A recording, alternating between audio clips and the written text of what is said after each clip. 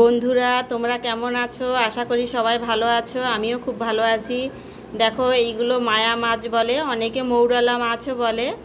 আমি নিয়ে এসেছি। এগুলো খেলে খুবই উপকার হয়। তোমরা কে কে খেতে পছন্দ করো আমাকে কমেন্টে জানিও। মাছগুলো কেটে ভালোভাবে ধুয়ে নিয়ে এতে পেঁয়াজ কুচি, লঙ্কা কুচি, টমেটো কুচি, কুচানো আলু, রসুন বাটা, আদা বাটা,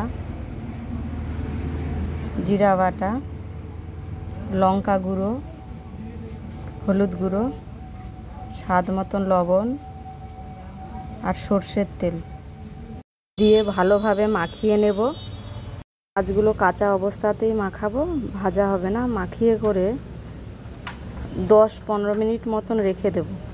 তারপরে কড়াইতে সর্ষের তেল দিয়ে মাছগুলোকে, সে মেখে রাখা মাছগুলোকে সব দিয়ে দেব।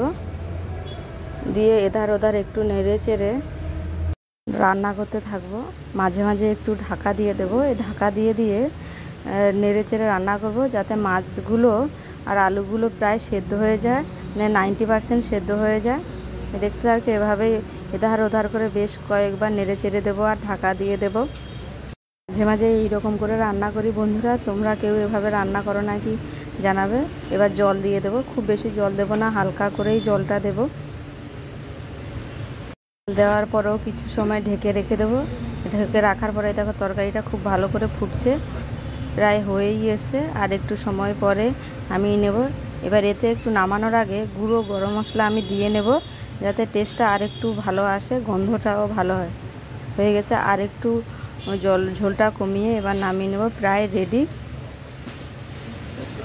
দেখো